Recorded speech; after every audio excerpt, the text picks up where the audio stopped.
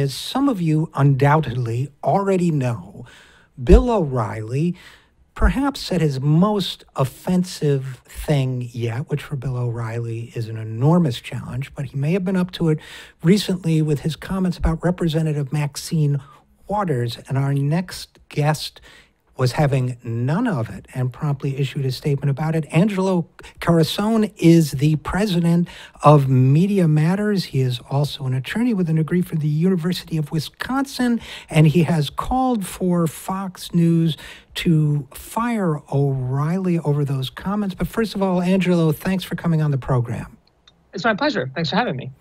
Absolutely. And secondly, for those of our guests who may have been fortunate enough to be insulated from O'Reilly's ugliness, what did he say about Representative Maxine Waters? What he said was that he didn't have to listen to anything that she said. He completely dismissed her. And his argument was that he doesn't have to listen to somebody who wears a wig that looks like James Brown's hair. And that's a problem on so many levels. It's dismissing of an elected official who should be listened to. It is a way of diminishing and reminding the audience that that she's a black woman, and therefore, he doesn't have to pay attention to what she has to say, which is ultimately what he was really getting to there. So he sort of tweaked and preyed on a racial anxiety. And then use that in order to diminish any of the arguments that she was making. And it's also sexist. So there's real problems with the idea that he doesn't even have to listen to what she's saying, let alone respond to it because of something about her appearance. Yeah, I mean, I feel like he hit the trifecta on this one, Angelo, because it is deeply racist, deeply sexist, and deeply disrespectful to a public official. And all in the space of one sentence. And, but of course, being the decent human being that he is, he made prompt and complete amends for his misbehavior, or did he? That's the thing. He didn't. What he did was employ a pretty standard media manipulation tactic. After the outcry, people responding to this, he had a spokesperson issue a statement to members of the media that said that he apologizes for a dumb thing that he said. At the same time that his spokesperson released that statement, Bill O'Reilly personally tweeted, which he rarely does, that tonight you should watch his show because he's going to do a big segment on political correctness, which had run amok, which was signaling, I think, to his audience at the time that whatever he was saying about Maxine Waters in terms of an apology was totally hollow. It was trying to conflate the two, that the backlash was nothing more than political correctness. And I think it signaled that his apology, he had no intention of actually, validating any of the criticisms or addressing them in any meaningful way. And that's exactly what happened, because when his show started, he didn't really apologize. What he did was attack her patriotism and then say that she has a lust for welfare. So he essentially just deployed a different racial anxiety and racist remark in order to further diminish and undermine the actual argument that she's making. So, Angelo Carusone, I want to circle back to the drive to get Bill O'Reilly fired. I don't want to drop that but I want to talk about this for a second more, because I think it's important to recognize that you guys do this for a living at Media Matters, so you know, but I want everybody to know that this is not an aberration on the right. This is not an aberration among Republicans. This is not an aberration in Fox News rhetoric.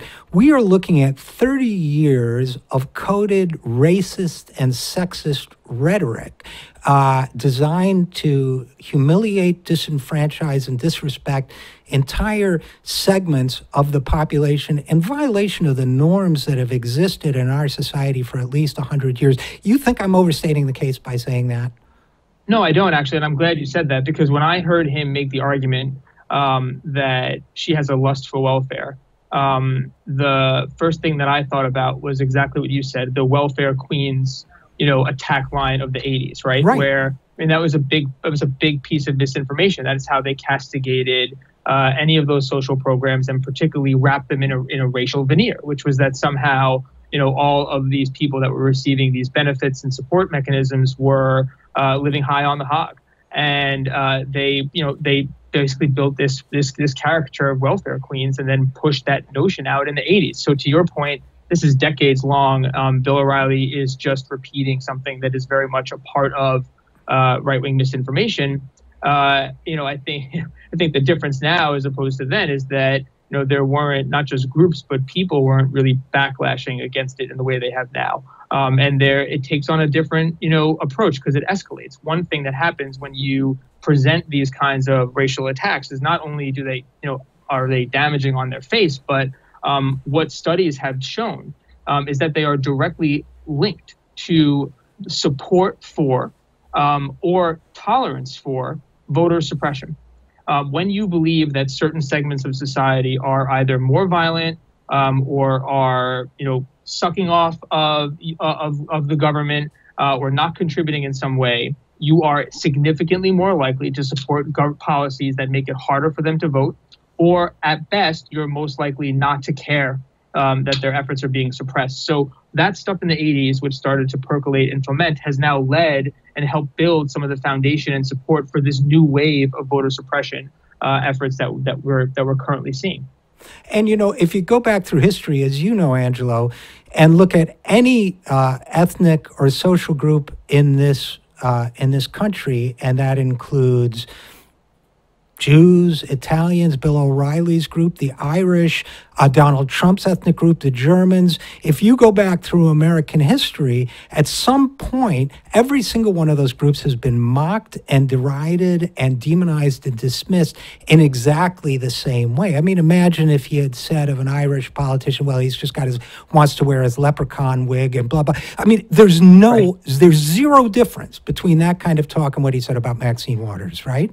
And to that point, right, there's certainly a difference in the structural abuse and racism and discrimination that the groups had experienced. But to that point, every group at some point has experienced the coded language and attacks. And so you'd think that there would be, at the very least, the ability to recognize them when they're deployed against others. And so I don't think for a second that he doesn't understand this or know this, or that many of those in the right wing that employ these kinds of attacks don't understand exactly what they're doing. It's intentional. I don't think it's an accident. And his record reflects that. I mean, he himself has a decades-long record of racially inflammatory attacks on his program. So this was not just a one-off remark. This was very much a part of what he has been saying since he first entered the no spin zone in the 90s. So again, we're talking with Angelo Carusone, president of Media Matters.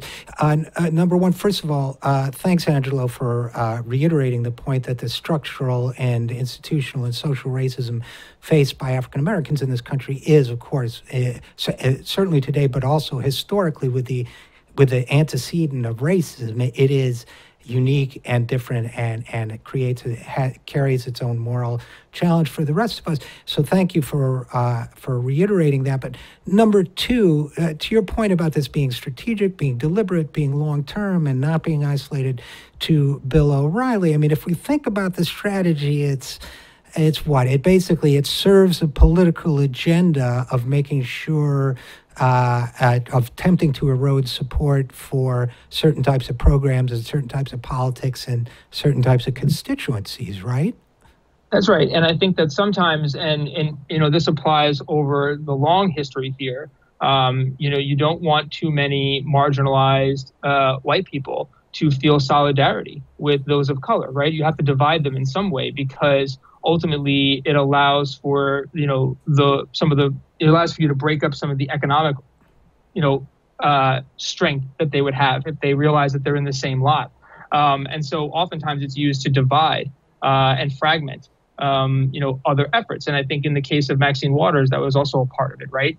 What she has, her arguments have been gaining traction lately across the spectrum. And a big part of this idea of reminding that audience that there's something other about her is just an attempt to employ those kinds of racial dog whistles, or to tweak those racial anxieties to reinforce the idea that she's different than you at the end of the day.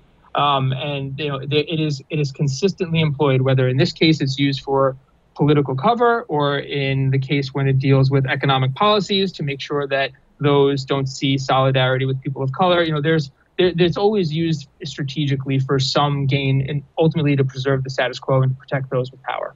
Yeah, well said, and I think it has a double purpose here because one, it seeks to invalidate, as you said, what Maxine Waters was saying, an argument that's reasonably enough gaining traction, and two, it distracts people by giving them these particularly lower income white folks, by giving them the notion that the real problem is these dark-skinned people of various kinds. Bill O'Reilly has also expressed racist sentiment about immigrants and Muslims and so on, that there's an other with a capital O that's really your problem, and it's not really the people paying Bill O'Reilly's way or the people behind Fox News or the people who are controlling the Republican Party. Don't look there for your problems. Look at these darker-skinned people because they're really the problem. So it silences communities and people of color, and it makes them the enemy to these white folks so that they don't look at the real origins of their, for example, economic and other travails. That's right. So, okay, so let's then pivot, if you would. You called in your statement, my favorite part of your statement can't be quoted on the air, but that's your first sentence. Your second sentence says he should be fired. I couldn't agree more, and there was a time when I thought that guys like Bill O'Reilly were as abhorrent as they are. And remind me sometime, Angelo, to tell you about the time he hit on my wife in a restaurant. That's a whole other story. But that's not why I dislike him, by the way. But I do think he should be fired. And I feel strongly about that. I used to think that he was impregnable, like all these guys. I don't think he's impregnable anymore. What can we do to really keep the pressure on? Obviously, the people at Fox News don't care, but obviously everybody's got to respond to pressure sooner or later. And whether it's this incident or the next incident or the one after that, what can people do to keep that momentum going for just getting rid of the guy? He's once and for all. So I ordinarily would never call for somebody to be fired out of the blue like that, even if I find them aberrant, because I don't like the idea of outrage that leads to a bunch of, organizational people and other activists making a very big demand and then walking away from the table. Right. And usually something, it's just, I don't like to foment impotency or to stow it. But on the other hand, in this case, I thought it was really appropriate for a few reasons. One, it needed to be said because it's a reminder of the long record. But two, there's two really important pieces of context that are happening right now.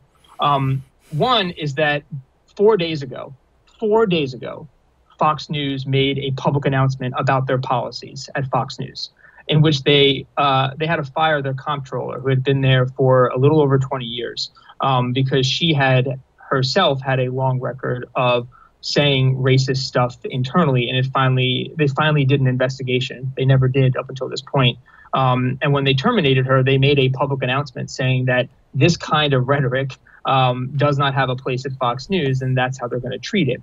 And part of it is a sort of to show that the Murdochs, James in particular, who now is the CEO of 21st Century Fox, is sort of cleaning house internally, and is going to bring about a new approach to these kinds of attacks. So literally 4 days before Bill O'Reilly said this, Fox News made a new public commitment that they wouldn't tolerate this kind of stuff anymore. So on face, they're the ones that set the standard. And a few years ago, that was not the standard at Fox News. So the fact that they set this brand new standard and then 4 days later, they have an opportunity to test it with their standard bearer and decide not to do anything about it, I think is a relevant consideration to throw on the table, because they shouldn't get the credit for a new standard if they're not going to ever apply it. So that's one factor. So they're the ones that say Bill O'Reilly should be fired, at least if you apply what they just put out publicly and want a bunch of praise for. But beyond that, there's another bigger thing taking place, which is that across the pond in the UK, Rupert Murdoch is trying to take over Sky News, which is the second largest broadcaster there outside of the BBC. And he's meeting some regulatory hurdles. And one of the biggest speed bumps that he has right now is a real deep concern amongst the regulators that he is going to Foxify the network, and they just don't want to deal with that there. And he's making all kinds of public promises and commitments that he will not do that. And I think and the reason why I think it's important to emphasize the Bill O'Reilly part of it, and also to underscore the contradiction here and their unwillingness to apply a new policy, is that it actually creates a real barrier for Murdoch to increase his power abroad. And that will matter for all of us. It does make a difference. And so I think even in a very limited sense, the fact that it's a story actually helps. It helps build those barriers to him taking over that network, because it reinforces that even the most clear-cut policies at Fox and at News Corp and at 21st Century Fox do not get, enforced. No. And actually, that is one of the standards that the regulatory body there is evaluating this merger on. And so I think it's actually important from that perspective. Do I think that, it requires a ton of effort? No, I don't, because in a lot of situations, when you run these kind of campaigns, you need to dig in on it. I think that they're the ones that set the standard, and I just don't think that we should let people forget that. Just like we shouldn't let them forget that big Jesse Waters segment that just took place a few months ago that everyone was talking about Jesse Waters didn't have a show that he was producing it on. It was for Bill O'Reilly. It was on Bill O'Reilly's program, and that's the kind of content that's there every night. And so we're going to have to. Think, yeah, I'd got to jump in there to say we're going to have to bring it to an end. But first of all, I never call for people to be fired because I tend to be lean on the side of free speech. Yep. Enough is enough.